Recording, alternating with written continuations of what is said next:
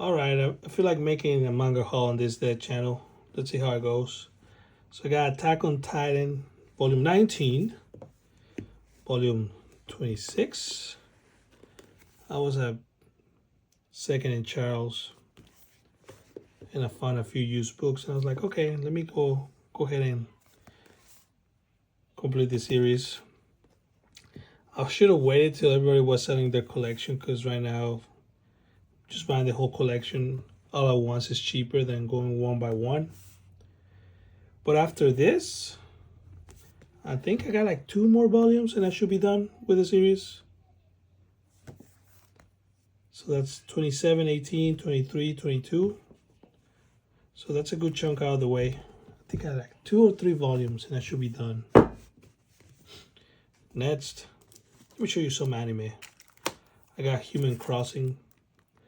Let me know if you've seen this. I don't think anybody has seen this series. Tsurune. It's supposed to be about archery, maybe. I heard good reviews about it. I hope they were right and that it's not a bad series.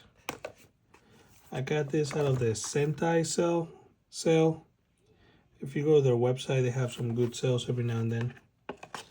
I like to follow the anime deals on Reddit. The anime deals Reddit. That way, that's how I know if there's any good sales on anime. I'm about to fill one shelf of pure anime. I should make like a anime collection video. And then I got, I don't know how to pronounce this, Chihayafaru. Maybe season 1 and season 2. Hopefully season 3 will go down on sale because it's too expensive. So I just got this for like 20 bucks each or less, probably like 17 bucks each, which I thought was a pretty good deal for the series. I'm gonna show you something more basic, something classic. That Note.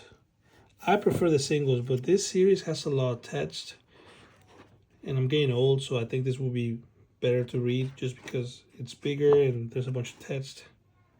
But I still prefer the singles. Only reason I bought it is because I found some good deals on the first 3 volumes, and they were still in good quality, good condition. Well, most of it. This is the emo version, just like the anime version. I feel like the anime was more gothic, more dark. The manga was more chill. It wasn't that dark, I think. I may be wrong, but it's not bad. I usually hate on these types of editions, but I don't think I hate this one. Seems pretty comfortable to read. And they got Cross Game Volume 7. This is the last volume I needed to complete the series. I may buy a few more to replace some old volumes that I have. Smaller. I don't enjoy this edition, but I'll take what I can get. I finished reading this, and this is a masterpiece. This is gonna stay in my collection. This is gonna be in my top 10, and I'm gonna be reading this hopefully at least once every year or two, because it was good, man. I enjoyed every volume. Next, we're gonna start with the weird stuff like Ultimo Volume 1. I don't know what's the deal, if Stanley wrote it or he just commissioned something, if he wanted to be a part of it. Look, I think this is him. But Volume 1, I think there's a bunch of volumes that are hard to find. Only got it because it was cheap. But we'll see if I continue. I'll read the first volume and then I'll just go from there. I don't have high expectations of this story. I could be wrong, but I really don't. I'm also having these 2 volumes that were, I think, they're hard to find nowadays. Black and White by Taiyo Matsumoto. What was the deal? $5.50. I don't know much about this guy. I read I've watched the ping pong animation club and it was pretty interesting. So I'm looking forward to reading this to see what I think. I know it's very popular right now, this mangaka. So you guys let me know what you think of this series. Is it worth it or not really? I found this volume at the bookstore. It was $11.50. It was a little bit expensive actually. I don't know what about it. I don't think I'm gonna like it. I think it's two female students that like each other, so I'm not really into the GL, BL, LMNOP, QRSTUV stuff. But I'll try it out just to see. Basilisk Volume 2. And look, they put a plastic on it because I've seen this anime and it does have a lot of blood and stuff. I'll try to read it, see if I like it. But I'm pretty, well, I don't even have Volume 1, so let's see if I can find Volume 1 and then just go from there. I'm sure there's a few volumes that are hard to find. This is Del Rey. So yeah, this is probably gonna be hard to find. One series that I'm surprised that I enjoyed, because look, that's a good thing about going bookstores, because you can open the pages and read. I mean, I guess you can read online, but if I would have saw this online, just by the covers, I'd be like, nah, this is not my type of story. My kids are yelling. But I mean, I bought it because it was cheap. First 3 volumes, I can give it a chance. And then I read the first volume. I was like, okay, I was interested enough. The second one, I was like, okay, I enjoyed it. Then the third one, I was like, okay, I'm hooked. This is not gonna be like a crazy, amazing story, but it's enjoyable because it keeps you guessing. Like, I cannot foresee what's gonna happen next, and that's what I like, because they give you some twist. It gets a little bit crazy, something refreshing, I think. All right, let's go for the stuff that to me is like, wow, can't believe we have this series here. I never thought I'll be having Hajime no Ippo in my hands. Fighting Spirit. This is the Spain version from Planeta Comic. They're releasing one every 2 or 3 months. Yes, it's probably gonna take 10 years to get caught up, but I'm bringing this stuff online, so there's no rush. I just want to own it because Hajime no Ippo is one of my favorite series, of all time. I think one of the best sports series of all time. Look at this artwork, guys. Even in the first volume, what's his name? Morikawa was amazing in his artwork. Look at this. Look at this, man.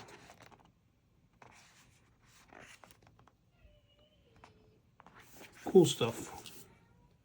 And then another series that I never thought I will have in my collection is Initial D. This is by, of course, Kodansha.